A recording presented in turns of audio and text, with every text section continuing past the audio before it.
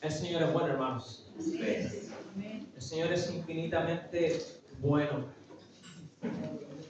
Y yo quiero que nos tomemos un momento para seguir orando. Cierra ahí sus ojos, donde están.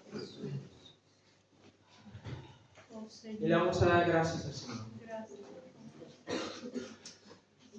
Señor, gracias porque tú estás con nosotros. Señor, no hay manera de negarlo.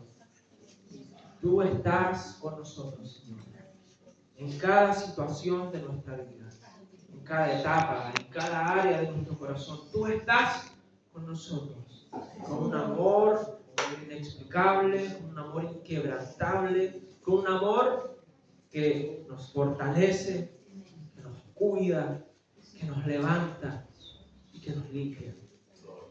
Señor, te bendecimos, te adoramos y te exaltamos en el nombre de Jesús. Amén. Ahora sí, hermanos míos, el Señor está con nosotros. ¿Cuántos lo creen así? Amén. Amén. Así que vamos a la Escritura rápidamente. Vamos a terminar nuestra tercera y última parte de la trilogía del amor de Dios. ¿Se acuerdan? Sí.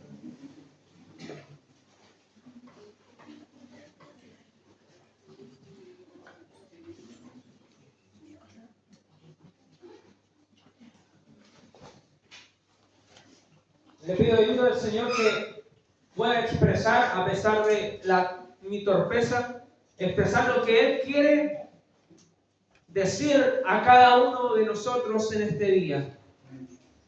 Comenzamos en el Salmo 22. ¿Se acuerda lo que representaba el Salmo 22? ¿Cómo presentaba a Jesús? ¿No se acuerda? Muy bien. Presentaba a Jesús como el buen pastor. ¿Y qué hacía el buen pastor? Que daba su vida por las ovejas. Su vida por las ovejas. Después nos pasamos al Salmo 23, donde veíamos a Jesús como el buen pastor, pero que cuida sus ovejas.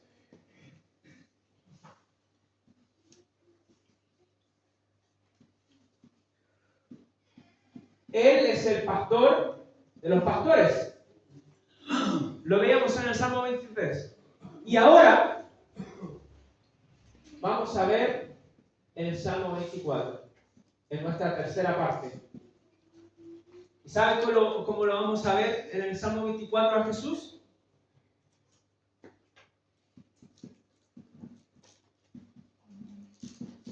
Como el príncipe de los pastores.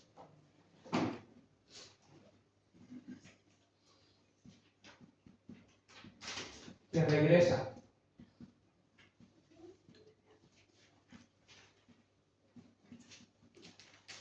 Por sus ovejas.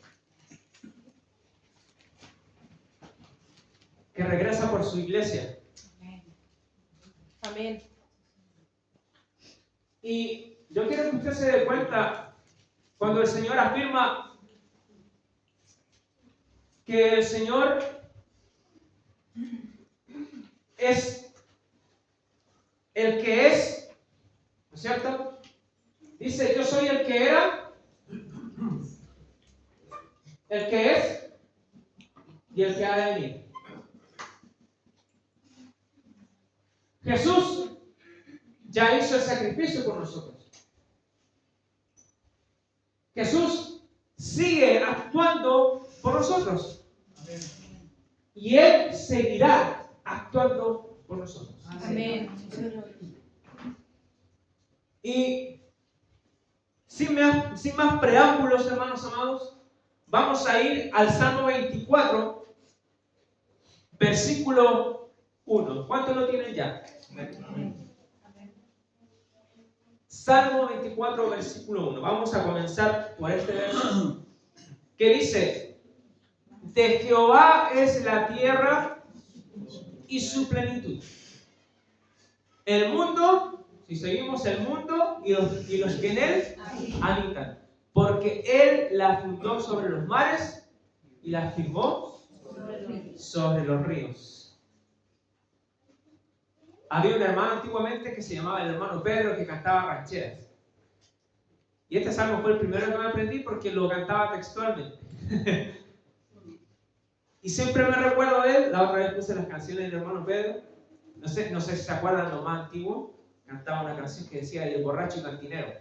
El borracho y cantinero a Cristo se convirtieron. Bueno, recuerdo. Entonces, volviendo aquí,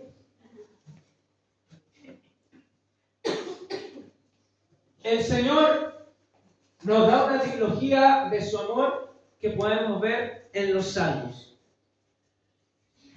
Pero nos dice al final, yo regreso por ustedes. Yo vengo por mi iglesia. Cristo viene. ¿Cuántos lo creen así? Amén. Sí, Señor. Y antes de entrar al meollo del asunto, quiero explicar, pero muy brevemente, este tema. Encontré un parador espectacular. Quiero explicar muy brevemente un tema para que podamos entender lo que Dios quiere hablar a su vida hoy día. ¿Saben cuál es el tema? Vamos a ir a una línea de tiempo. Vamos a anotar ahí una línea de tiempo. Y quiero poner aquí un ítem 1. Voy a poner aquí un ítem 2.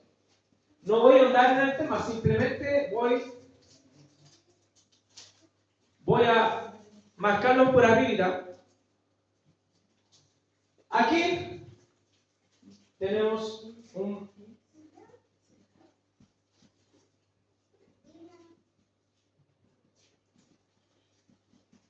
Mi esposa me dijo que esto era muy arriesgado hacerlo, pero igual lo voy a hacer.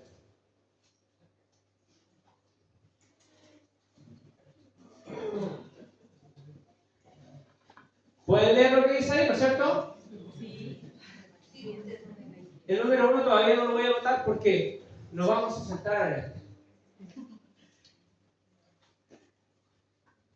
Y como les dije, yo no voy a ahondar en esos temas porque ni las mentes más eruditas ni más brillantes se ponen de acuerdo en los detalles específicos. ¿Ya? Porque la palabra dice que Dios ha reservado estos detalles específicos. Jesucristo dijo que ni aun los ángeles del cielo saben ni la hora que van a suceder estos eventos, ni el día, ni nada. Porque Dios se lo ha reservado. Ahí después usted puede leer en Mateo 24 todas las señales antes del fin. Porque aquí estamos hablando ya de que Jesús viene por su iglesia, ¿no es cierto? De un acontecimiento que va a suceder en el futuro. Y nosotros queremos estar listos para eso, si seguimos aquí en la tierra. Así que lo primero que yo quiero hablar pero muy por encimita es con respecto al arrebatamiento de la iglesia que aparece en Tesalonicenses, primera de Tesalonicenses capítulo 4. Aquí lo voy a anotar. Primera Tesalonicenses capítulo 4, versículos 16 y 17. Donde dice Pablo, en esa carta dice, porque el Señor mismo, con voz de mando, con voz de arcángel y con trompeta de Dios, descenderá del cielo. ¿Ya? No estamos aquí viendo una película de ciencia ficción. Aquí es lo que el Señor promete en su palabra. Dice, descenderá del cielo y los muertos en Cristo resucitarán primero. O sea, los que hayamos muerto en Cristo van a resucitar. Resucitarán primero. Luego nosotros, los que vivimos, los que aún no hemos muerto, dice, los que hayamos quedado, seremos arrebatados juntamente con ellos en las nubes para recibir al Señor en el aire. Y así estaremos siempre con el Señor. También él vuelve a escribir en 1 Corintios 15, 52,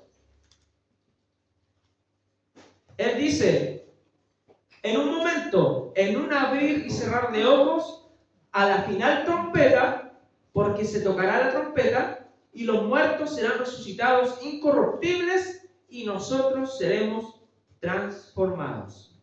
¿Ya? Eso es un acontecimiento que la iglesia cree que Cristo vendrá como un ladrón en la noche y arrebatará a su pueblo. ¿Ya? Y acá, en la segunda venida de Cristo, que es otro acontecimiento, lo podemos ver en Apocalipsis,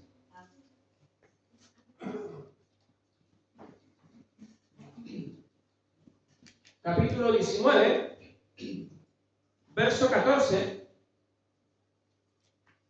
cuando dice, aquí Apocalipsis describe cuando Cristo venga, y atrás dice, y los ejércitos celestiales, vestidos de lino finísimo, blanco y limpio, le seguían en caballos blancos. ¿Se acuerda esa canción? Y a su esposa se le ha concedido que se vista de lino fino. Aquí Cristo aquí Cristo arrebata su iglesia, y aquí Cristo viene con su iglesia a juzgar al mundo.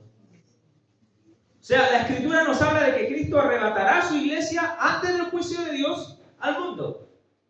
Él prometió volver por nosotros. A esto se le conoce como el rapto de la iglesia o el arrebatamiento de la iglesia. Y la segunda venida de Cristo es cuando Él venga con su iglesia a juzgar al mundo. ¿Quedó claro eso, no es cierto? Sí. ¿A cuánto le explotó la cabeza? A mí sí me explotó. Pero saben, hermanos, era necesario explicar esta línea de tiempo muy brevemente, porque es importante al menos saberlo por encima para poder recibir lo que Cristo y lo que Dios va a decir ahora a nuestros corazones. ¿Cuántos quieren escuchar lo que Dios quiere decir a nuestros corazones? Amén. Amén, ¿no es cierto? Y hay algo que debemos siempre anhelar, hermanos, que es el irnos con Cristo, el estar con Cristo, ya sea por muerte natural, porque vamos a tener que partir, o que Cristo venga. Nosotros no sabemos de ahora, como dijo Jesús, ni siquiera los ángeles del cielo saben. Dios va a decir, Cristo va a decir, hijo, anda a buscar a tu iglesia. Y lo que pasa es que ahora, como ya explicamos brevemente, vamos a ir acá, que es donde yo me quiero centrar. Porque aquí, hermanos amados, hay un proceso. ¿Cuántos se quieren ir con el Señor? Imaginemos que el Señor viniese ahora. ¿Cuántos se quieren ir con Él? Amén. Nosotros, sobre todo en el ministerio musical, cuando tocamos el instrumento, llevamos años tocando el instrumento, las personas que empiezan a tocar desde un comienzo de cero, ellos cuando ven tocar a una persona que sabe tocar, dicen, yo quiero tocar como esa persona. Y muchos se enlistan para aprender un instrumento. Pero dentro del proceso de aprendizaje, muchos dicen, esto no es para mí. Algunos duran un mes, otros duran otros meses. Pero muchos, imaginemos que se enlistan 100 para aprender a tocar bajo y de los 100 quedan 5. Y aquí hay un proceso que debemos de pasar para poder estar con ese Cristo que nos ha prometido un amor incondicional. ¿O no? Porque aquí yo pregunté, ¿cuántos quieren irse con Cristo si Cristo viniera? Y todos dijeron, amén. Pero ¿estamos dispuestos, amados hermanos, a pasar ese proceso que nos demanda el poder irnos con Cristo? Y si salimos a la calle y Cristo nos pide nuestra vida, ¿nos vamos con Cristo? estamos ahora preparados hoy, si Cristo nos pidiera en nuestra vida el irnos con Él. Veo unas caras así como... Y como lo dije anteriormente, hermanos amados, Jesús ya hizo el trabajo más pesado. Él se hizo hombre, Él cargó nuestros pecados, Él murió en nuestro lugar y ya abre un camino hacia el Padre. Ahora a nosotros nos toca hacer un trabajo mínimo comparado con el trabajo de Cristo para poder estar con Él. Y en el verso 1 que acabamos de leer del Salmo 24 nos habla que la tierra de Dios, ¿no es cierto? De Jehová es la tierra y su plenitud, o sea, todo de Dios. Dice, es del mundo, todas las personas son de Dios, porque Él hizo la tierra, porque Él la fundó sobre los mares, la afirmó sobre los ríos. Pero hay algo, hermanos amados, que nos va a hacer explotar la cabeza nuevamente. Y ese algo se encuentra en Efesios. Yo quiero que vayamos a Efesios rápidamente para que vayan entendiendo la idea. Efesios 1.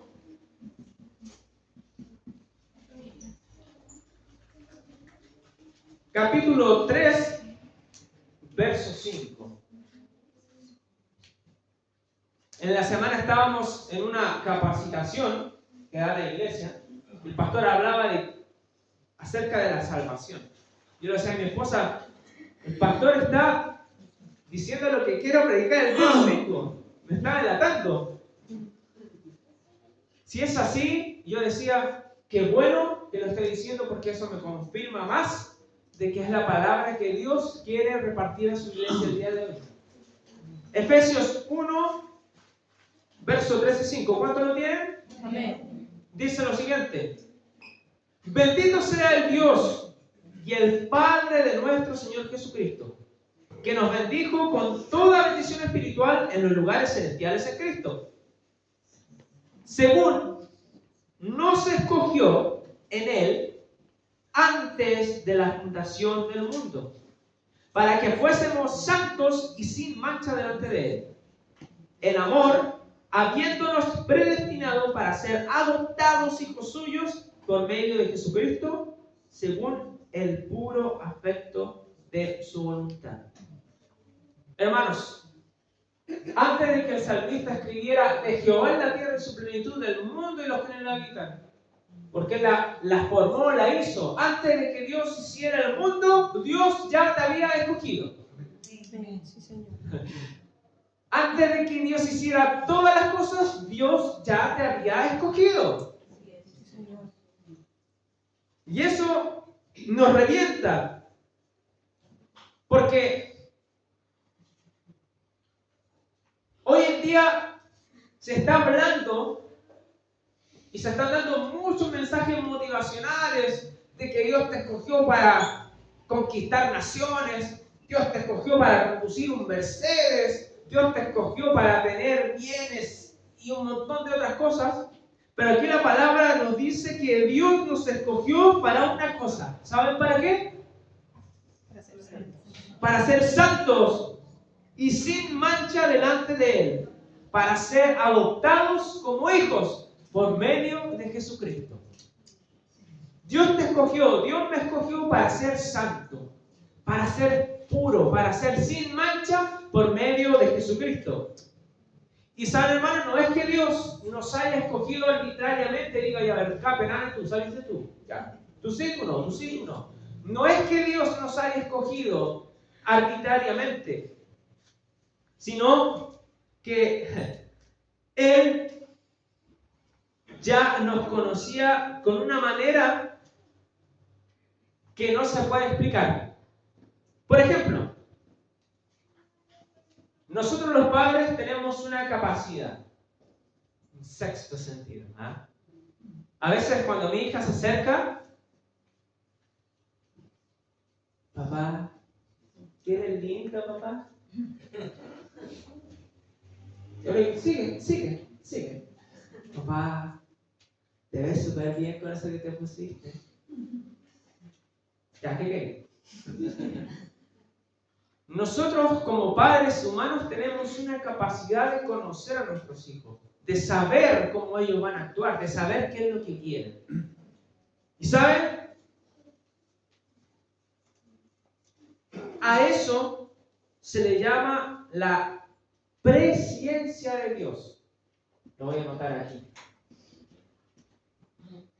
No es presencia, es presciencia. Que significa que Dios ya tiene el conocimiento anticipado de las cosas. Dios ya sabe cómo las personas van a responder a su llamado. Dios ya conoce el corazón de las personas que van a escuchar su palabra. Dios ya sabe los que van a decir, te acepto, te recibo, sé el Señor de mi vida, y ya sabe los que van a decir, no te acepto. ¿Me entienden? ¿Se entiende? ¿Sabe que no podemos entender cómo funciona la mente de Dios? Porque la Biblia dice, ¿quién conoció la mente de Dios? ¿Quién fue su consejero? ¿Quién fue el que le enseñó? No podemos entender esto tan profundo. Pero muchas veces tenemos que decir como el ciego. Cuando Jesús sana al ciego, ¿se acuerdan cuando Jesús sana al ciego? Y los fariseos le preguntan, ¿quién te sanó? Jesús de Nazaret me sanó. ¿No sabes que ese hombre es pecador? Mire, no sé si ese hombre es pecador o no es pecador, no tengo idea. Lo único que sé es que yo estaba ciego y ahora veo. Y ahora lo único que sabemos es que Dios nos escogió. No sabemos por qué, no sabemos cómo. Lo único que sé es que soy salvo, que Él me escogió y lo recibo y digo amén. Me alegro. ¿O no? No podemos entender la mente de Dios, pero sí recibimos lo que Él tiene para nosotros. Lo recibo, Señor. Hermanos, tenemos un llamado. Tenemos una promesa de un amor inexplicable. Un amor inexplicable, inentendible. Está ahí, hermanos, ese amor. Hemos sido escogidos para ser sus hijos, para ser su iglesia, para ser santos, para ser sin mancha, por medio del sacrificio de Cristo. Pero, ¿saben? Tenemos un camino que recorrer. Tenemos un proceso que pasar para poder estar con Él. Y el salmista, después de afirmar que Dios hizo el cielo y la tierra y que todo le pertenece a Dios, él hace una pregunta. Puede ir a la palabra Salmo 24, seguimos en el Salmo 24, ¿cierto que leímos? El versículo 1. Después el salmista dice una pregunta. Después de semejante declaración, el salmista pregunta, ¿quién subirá al monte de Jehová? ¿Y quién estará en su lugar santo? El limpio de manos y el puro de corazón, el que no ha elevado su alma a cosas vanas ni jurado con engaño. El que no ha elevado su alma a cosas vanas significa el que no ha adorado a ídolos. Y aquí, hermanos amados, el texto no está hablando de una persona común. El texto aquí se refiere a Jesucristo. Él es el personaje principal. Pero, ¿por qué? ¿Quién de aquí, hermanos amados, se limpio de manos por su propia cuenta? ¿Quién es el puro de corazón por su propia cuenta? Nadie, ¿no es cierto? Es por Cristo. Es solo por Cristo, hermanos, que tenemos parte con Dios. Porque por nuestros medios estamos perdidos. Así es. Pero esta pregunta, hermanos, igual va para nosotros. Porque estamos claros que, como dije, el personaje principal aquí es Jesucristo. Pero nosotros vamos detrás, vamos unidos a Él, estamos injertados en Él. Cuando Jesús dijo, permanezcan en mí, porque si ustedes se separan de mí, no van a poder hacer nada. Si ustedes se separan de mí, están perdidos. Solo podemos estar con Dios por medio de Jesucristo. Él dijo, yo soy el camino. ¿No es cierto? Yo soy la verdad, yo soy la vida. Pero tenemos que recorrer ese camino. Y en ese recorrer ese camino no todos están dispuestos a hacerlo. O algunos están dispuestos a hacerlo a la suya. Yo soy cristiano, pero a las mías. Yo aquí le saco lo que dice aquí la Biblia, no me gusta, le saco la hoja. Está en mi Biblia.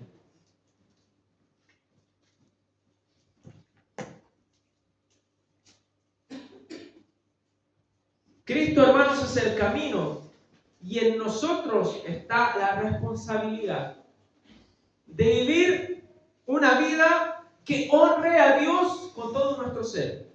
Porque hemos sido llamados a ser santos y sin mancha. Ahora, el autor de Hebreos nos habla claramente en su carta lo siguiente, en Hebreos 12,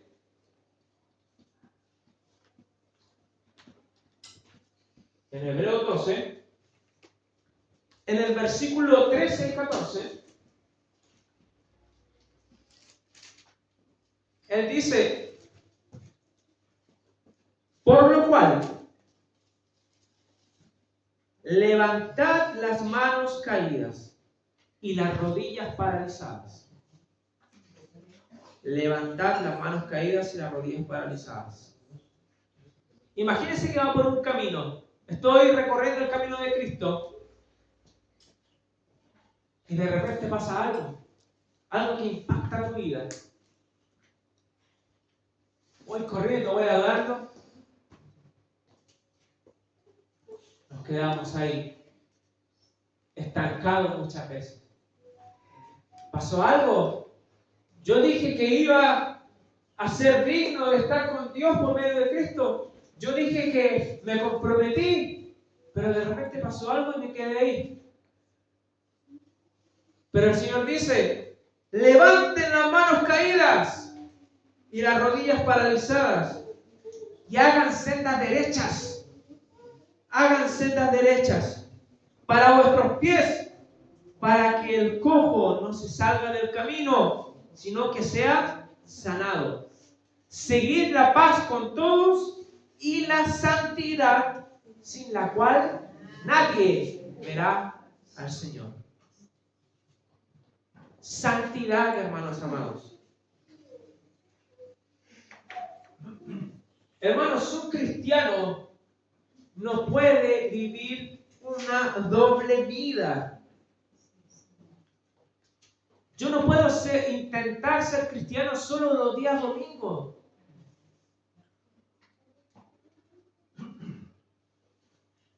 Yo no puedo intentar ser cristiano solo los días jueves cuando venimos al discipulado. Y saludo a los hermanos, hermanos, Dios te bendiga. Aprendamos de la palabra, alabemos a Dios. Y después llego a mi casa y soy un terrible. Y con mi vecino y mi vecina soy terrible. Y voy conduciendo, ¿qué te pasa? Y es cierto, hermanos, que todos estamos en un proceso. Pero debe haber un compromiso ante Dios todos los días hasta el fin de nuestra vida en la tierra. Dios es fiel, lo sabemos. ¿No es cierto? Dios es fiel. Él dice que Él es fiel aún cuando nosotros somos infieles. Pero también demanda fidelidad de aquellos que abrazan su pacto, de aquellos que dicen, sí, quiero seguirte. Él también demanda fidelidad. Recordemos que el apóstol Juan escribe en Apocalipsis 2:10, cuando Jesús dice, sé fiel hasta la muerte y yo te daré la corona de la vida. ¿Cuántos dicen amén? ¿Cuántos quieren recibir la corona de la vida? Pero es algo que es efervescencia muchas veces en nuestra vida, porque Dios te dice, sé fiel y te voy a dar la corona de la vida. ¡Amén! Pero también Pablo le dice a Timoteo, en 2 de Timoteo 2:12, si le negaremos, Él también nos negará. Qué terrible el día para esas personas que negaron a Cristo. Que le dijeron, Señor, en tu nombre echamos fuera demonios, En tu nombre sanamos enfermos. En tu nombre hicimos esto. Tocamos todos los domingos. Ministramos la alabanza. Predicamos. En tu nombre fuimos a visitar. Y Jesús le diga, yo nunca los conocí. Nunca los conocí. Y él agrega, hacedores de maldad. Váyanse al infierno. Váyanse al tormento eterno. Va a ser terrible eso para personas que tenían una doble vida. Que eran cristianos los días domingos. Que eran cristianos en las actividades de la iglesia. Pero que en su vida personal, en su vida familiar, en su vida social, en el trabajo, eran peor que los mundanos. Si le negaremos, Él también nos negará. Y generalmente, hermanos, no negamos a Jesús con nuestras palabras. Generalmente no lo hacemos. Pero sí, muchas veces con nuestros hechos. No lo consideramos en nuestras decisiones para que Él enderece nuestro camino, como dice Proverbios. Considera al Señor y Él va a enderezar tus caminos. Las queremos hacer por nosotros. No, sí, Señor, yo sé más que tú. Esta persona me conviene. Este trabajo me conviene. Este estilo de vida me conviene. No es el que tú dices, Señor. Porque yo sé más que tú. Necios, dice la palabra. Muchas veces nos hacemos los tontos. Y muchas veces, hermanos, sabemos que lo que estamos haciendo no es bueno delante del Señor, pero lo hacemos igual. Y peor aún, hasta algunos piden a Dios que los bendiga.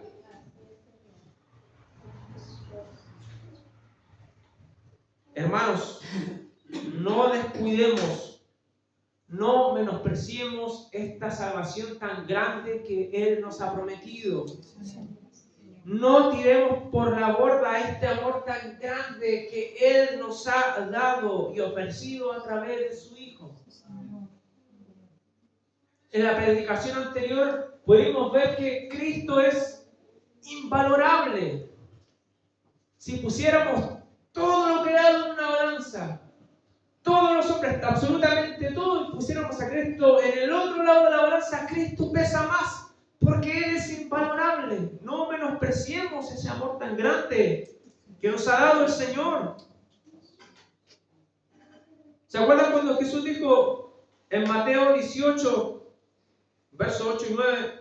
Él dijo, por tanto, si tu mano o tu pie te es ocasión de caer, córtalo y échalo de ti. Aquí no estamos hablando literalmente, por favor, ningún hermano que se puto un dedo aquí de esta hora, así como los japoneses que se...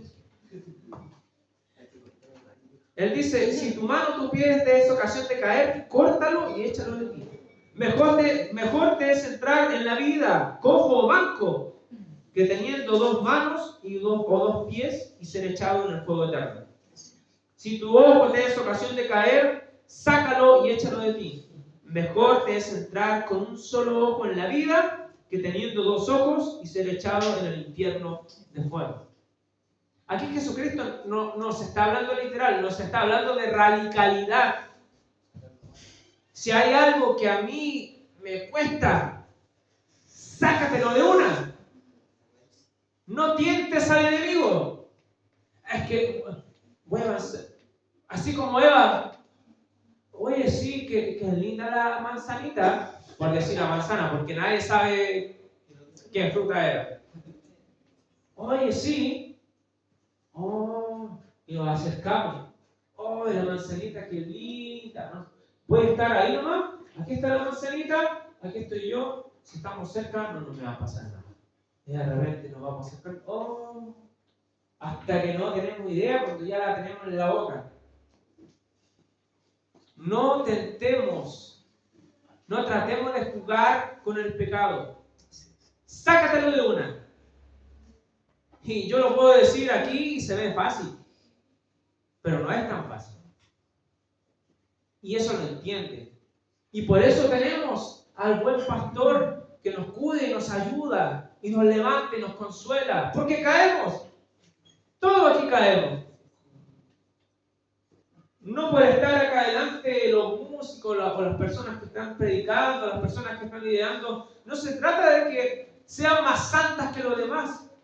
Todo lo contrario, todos estamos en la misma lucha, todos estamos codo a codo, hombro a hombro, para llegar ante el Señor y mirarlo a los ojos con alegría y poder escuchar: buen siervo y fiel, en lo poco fuiste fiel, sobre lo mucho te pondré. Entra al gozo de tu Señor.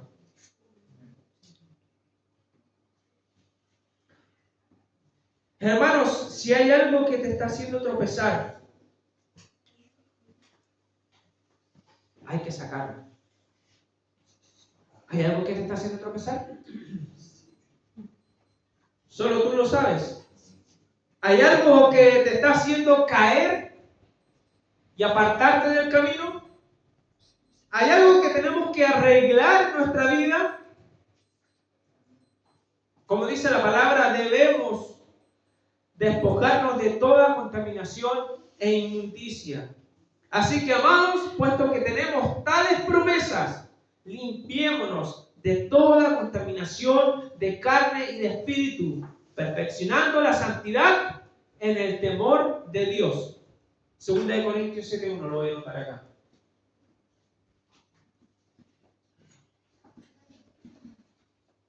Perfeccionando la santidad en el temor de Dios. Hermanos, aquellos que han perdido el temor de Dios están fritos. Y el temor de Dios no es tenerle miedo a Dios. Ay, sí, me va a castigar. El temor de Dios es honrar al Señor, respetar a Dios, aborrecer lo malo, seguir lo bueno, amar lo que Dios ama, aborrecer lo que Dios aborrece. Eso es el temor de Dios. Dios, hermanos amados, manda y quiere que vivamos una vida en santidad, en temor de Dios. El apóstol Pedro, en Primera de Pedro,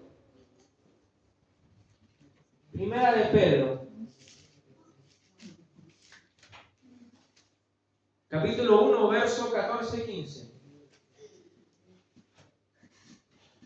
¿Algún hermano que lo pueda buscar, por favor? Primera de Pedro, capítulo 1, versículo 14 y 15. Amén, ¿lo leo? Amén. ¿Sí, hermano? Entonces, Sí, 1, 14 y 15.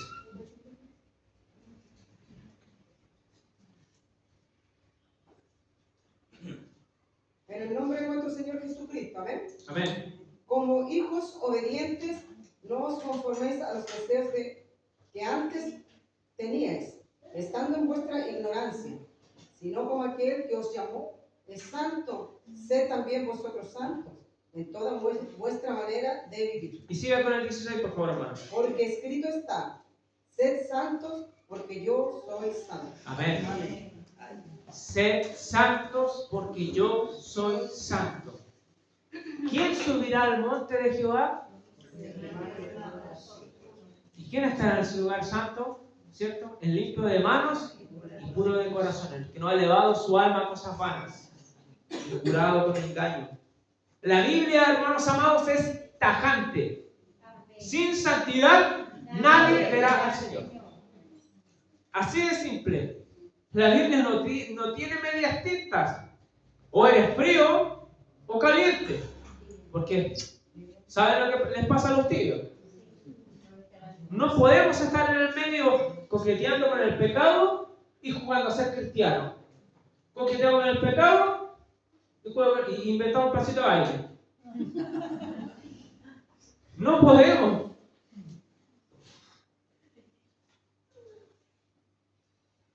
Estamos, hermanos, recorriendo el camino al Padre en santidad y en temor de Dios.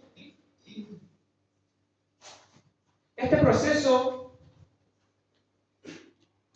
ya sea que muramos en el proceso, vamos a colocarle una cruz, o que lleguemos a este punto, requiere requiere sacrificio y requiere negación. Jesús dijo, si tú quieres seguirme, niégate a ti mismo. Toma tu cruz y sigue. Y el negarse a sí mismo, eso es lo que nadie quiere hacer. Porque nadie le quiere decir al Señor, amarillo o rojo. Rojo, dice, ¿a qué me gusta el amarillo? Rojo. Chuta. Nadie quiere negarse a uno. Porque todos quieren tener el volante de su vida. Yo estoy manejando, Señor, sácalo. Yo estoy pasando el cambio. Todos quieren hacer lo que ellos quieren, lo que nosotros queremos. Pero Dios te dice, niégate. Hazte a un lado, que yo voy a tomar el control. Hay unos stickers en las micros que dice, Dios es mi copiloto. ¿Lo has visto, no? Hay algunos cristianos que les gustan esos stickers. ¿Sabe por qué? Porque el copiloto va al copiloto. El que maneja va y yo. El Señor tiene que ser el conductor de tu vehículo, no tu copiloto. Debemos separarnos del pecado, no de Cristo. Debemos dejar que Cristo tome la rienda de nuestra vida, no nosotros tomar la rienda de nuestra vida. El que en mí no permanece, dice Cristo, será echado fuera como pámpano y se secará. Y los recogen y los echan en el fuego y arden. Hermanos, si queremos ver con alegría a este príncipe de los pastores que viene por su pueblo, debemos vivir en santidad y en el temor de Dios. Si queremos ver con alegría a este príncipe de los pastores, a este Jesús que nos ha salvado, que ha dado su preciosa vida, su invaluable vida, tenemos que vivir en santidad y en temor de Dios. ¿Sabe? Alguien decía por ahí, la salvación, el sacrificio de Cristo es tan grande, tan invaluable, tan ancha, tan profunda, tan de todo, que la única manera de que nosotros accediésemos a ella era ponerla gratis. Era la única manera. Y Dios nos está diciendo, ven, la salvación, aquí está. Pero nosotros tenemos que pagar ese costo ínfimo para poder llegar al Padre. Jesucristo ya hizo el 99.99999 periódico para los matemáticos. Hizo todo eso. Y nosotros simplemente tenemos que hacer una cosa íntima, que es negarnos a nosotros mismos, seguirlo a Él en santidad y en temor de Dios.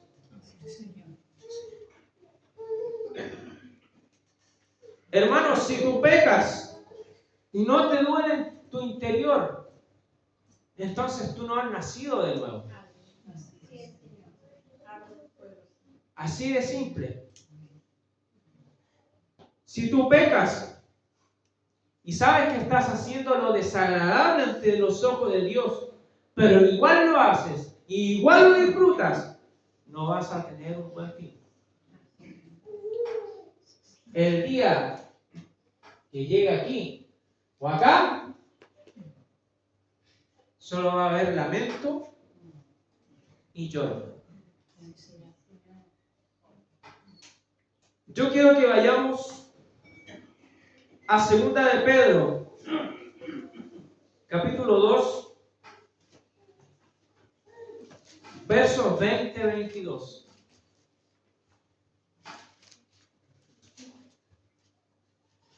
Saben, hermanos, que las iglesias con mensajes motivacionales están llenas hasta el tope. Llenas. Con propaganda, música, luces, humo. Pero es difícil digerir lo que la palabra nos dice de manera tajante. Si queremos ser un pueblo santo y sin mancha, si queremos que Dios diga, estimada a mis ojos es tu muerte, hermano Michael, si me toca aquí partir. O si queremos ser arrebatados en el momento que Cristo venga y nadie lo sabe, solo Dios. Tenemos que enfilarnos en su santidad y en su temor. Y en 2 de Pedro capítulo 2, verso 20-22, dice: ciertamente, si habiéndose ellos escapado de las contaminaciones del mundo, aquí está hablando de cristianos, ¿o no? Vivíamos una vida perdida, Cristo nos rescató, abrazamos la fe, le seguimos. Pero aquí Pedro dice: ciertamente, si habiéndose ellos escapado de las contaminaciones del mundo, o sea, está hablando de cristianos que se han apartado del camino, por el conocimiento del Señor y Salvador Jesucristo, enredándose otra vez en ellas, son vencidos, su postrer estado viene a ser peor que el primero. O sea que está hablando de un cristiano que se apartó de Dios. La Biblia dice que el postrer estado de este cristiano va a ser peor que cuando conoció a Cristo. Y aquí es una frase que me estremeció, que me llegó a dar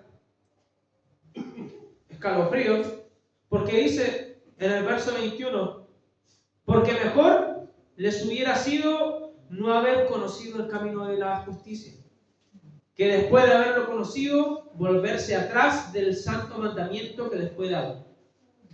Pero les ha acontecido lo del verdadero proverbio: el perro vuelve a su vómito y la puerca lavada a revolcarse en el cielo.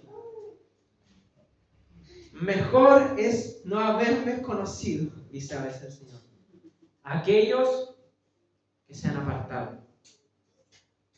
Porque también Hebreos 10, versos 26 y 27 dice: porque si pecaremos voluntariamente después de haber recibido el conocimiento de la verdad, ya no queda más sacrificio por los pecados, sino una horrenda expectación de juicio y de hervor de fuego que ha de devorar a los adversarios. Hermano, yo con esta predicación no quiero dar miedo, porque antiguamente se daban muchas predicaciones, se hablaba acerca del infierno, incluso a veces se predicaba en la calle acerca del infierno y una cosa. Pero tenemos que tomar conciencia de lo que estamos haciendo. La iglesia no es un centro social. No es un centro de vecinos, una sede comunal o de población. La iglesia es el pueblo de Dios y debe ser puro, sin mancha, santo. Y como lo dije anteriormente, no es por nosotros, es por medio de Cristo. Porque si permanecemos en Él, si obedecemos sus mandamientos, cuando nos toque partir, vamos a ir detrás de Él. Así como los niñitos chicos cuando salen del colegio van detrás de las profesoras, ya vamos. Y vamos a poder entrar ante el Padre con alegría. Sí, Señor. Estos versículos, hermanos, que acabamos de leer son terribles porque hablan de cristianos que han menospreciado el sacrificio de Cristo, que se han alejado de Dios voluntariamente. Y no necesitamos muchas veces irnos de la iglesia para estar lejos de Dios. El hijo pródigo, antes de irse, ya estaba lejos de Dios en la casa del Padre. Cuando el hijo pródigo estaba en la casa del Padre, él ya pensaba: ya estoy chato de esta cuestión, me quiero ir. Maquinó, quizás por cuánto tiempo, hasta que tomó la determinación y dijo: ya, papá, dame la herencia. Estoy chato de acá, no me gusta este sistema. Quiero vivir mi vida. Dame la herencia y nos vemos. ¿Saben esa historia, no es cierto?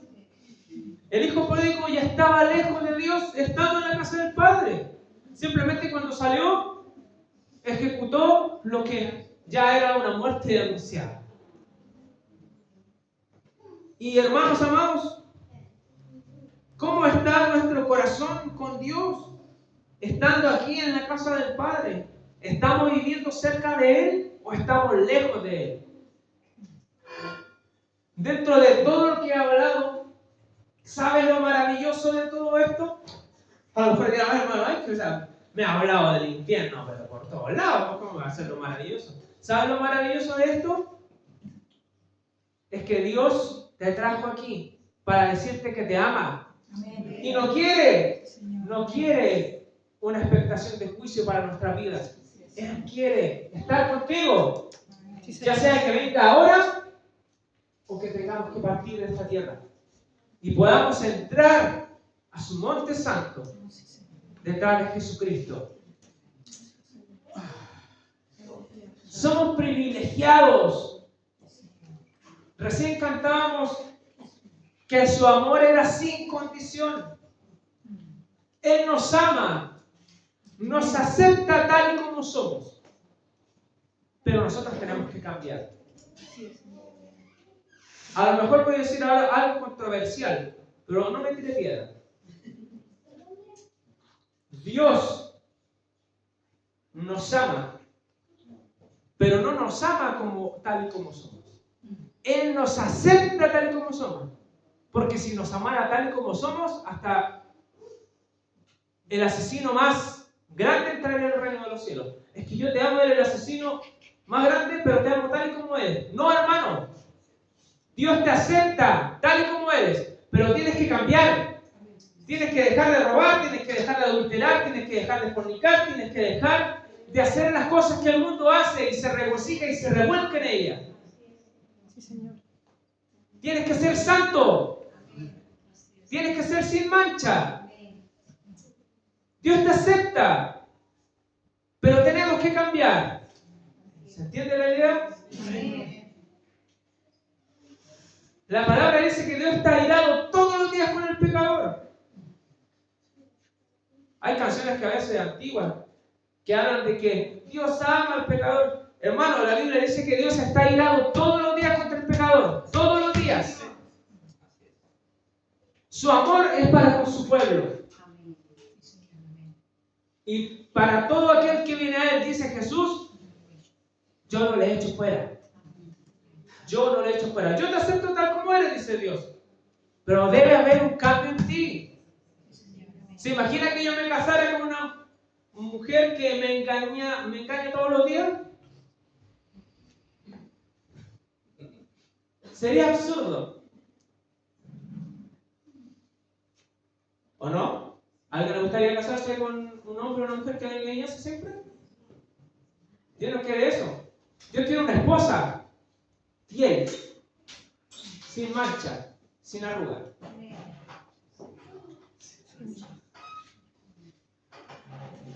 Si estamos aquí, hermanos amados, es porque Él te eligió desde antes de la fundación del mundo y nos ha traído a mí también para que escuchemos su mensaje porque nos ama. Todo lo que Él ha hecho, lo hace y hará es porque Él nos ama. Todo lo que Él hace, todo lo que ha hecho y todo lo que Él va a hacer es porque nos ama. El Señor dice en esta hora, salgan del pecado, apártense de lo inmundo y yo lo recibiré. Y seré para ustedes por padre y ustedes serán mis hijos. Pero mientras no nos apartemos del pecado, mientras no seamos santos, mientras no tengamos el temor de Dios, Él no nos va a recibir. Mientras le neguemos, al final, Él también nos negará. ¿Se entiende la idea? A lo mejor, hermano, tú te estás preguntando, pero ¿sabes, hermano Michael? Este mensaje no es para mí, a lo mejor es para el hermano que está al lado. ¿O no? A veces uno piensa eso. Justo no vino. Se lo perdí. Le voy a mandar el link. Pero si tú estás pensando eso ahora, es porque realmente el mensaje es para ti. Porque una persona que piensa que el mensaje es para el de al lado, es porque esa persona aún tiene soberbia en su corazón. Ahí dice, ay, yo estoy bien. Yo soy puro, santo, sin macra, sin mancha. Miren estos pecadores. Ven, Kiko, no te juntes con esta chupa. ¿O no? Muchas veces pensamos que el mensaje es para el del lado, pero no. Si tú estás aquí es porque es para nosotros. Amén. Para nosotros. Todos tenemos una necesidad tremenda de parte del Señor. Hermanos, aquí yo escribí que tenemos una necesidad inagotable de parte del Señor. Es incluso, hermanos amados, la necesidad del Señor es más que el comer todos los días. Yo conozco gente que se levanta con hambre y se acuesta con hambre. Y que incluso se despiertan en la noche y van al frío a buscar algo para comer. Pero la necesidad de Dios que debemos tener es aún mayor a eso. ¿Sabe por qué? Porque aquí no hay santo ni perfecto, sino es por Cristo. Él es el santo, Él es el perfecto, Él es el sin mancha. Hermanos, Él es el limpio, Él es el puro de corazón. Nosotros no somos nada. Simplemente estamos unidos a Él y solo por su gracia estamos en su pueblo, entre medio de sus ovejas. En el versículo 5 del Salmo 24 dice: el que es santo, el que es sin mancha, dice que Él recibirá, ¿qué dice? Él recibirá la bendición de Jehová y justicia del Dios de salvación. Tal es la generación de los que te buscan, de los que buscan tu rostro, oh Dios de Jacob.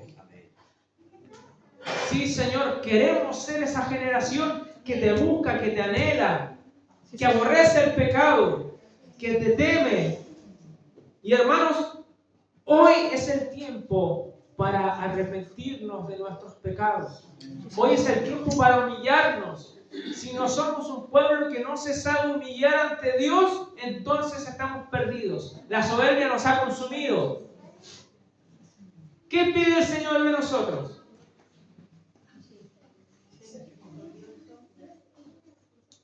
Él pide santidad. Él pide un pueblo sin mancha. Para el versículo también que dice: y humillarte ante tu Dios. Debemos tener la capacidad de recordar de dónde Dios nos ha sacado. Tenemos que reconocer a Dios como nuestro pastor. Reconocer que Él es Dios. Que Él nos hizo y no nosotros a nosotros mismos. Los científicos están empecinados en decir que todo se creó por una explosión, que cayó algo y las cosas se hicieron por arte de magia. Porque queriendo ser sabios se hicieron necios. Porque no han reconocido, no se han humillado ante aquel que lo hizo todo. Y lo hizo todo por amor a nosotros. Por último, yo quiero que vayamos nuevamente al Salmo 24. Vaya en su Biblia.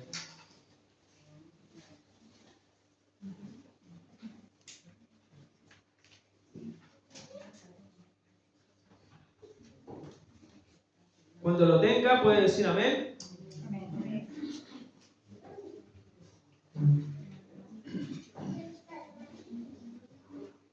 ¿Lo tienen? Salmo 24, verso 7. Y yo quiero que lo leamos todos juntos. ¿Están listos? A las 3. 1, 2, 3. Alzad puertas vuestras cabezas, y alzaos vosotras puertas eternas, y entrará el Rey de Gloria. ¿Quién es este Rey de Gloria? Jehová el fuerte y valiente, Jehová el poderoso en batalla. Alzad, oh puertas, vuestras cabezas, y alzaos vosotras puertas eternas, y entrará el Rey de Gloria. ¿Quién es este Rey de Gloria? Jehová de los ejércitos. Él es el Rey de la Gloria. ¿Le puede dar un aplauso al Señor? Él es el Rey de la Gloria.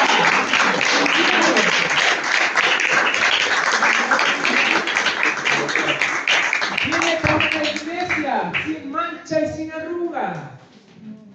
Él viene por su iglesia, el Rey de la Gloria. Sí, Señor. Cierra sus ojos al Señor. Aleluya, te adoramos, Señor. Dele gracias al Señor por este amor incomprensible, por este amor que no tiene lógica humana, pero Él ha decidido amarnos y escogernos desde antes de la fundación del mundo, para que fuésemos santos y sin mancha delante de Él y adoptarnos como sus hijos.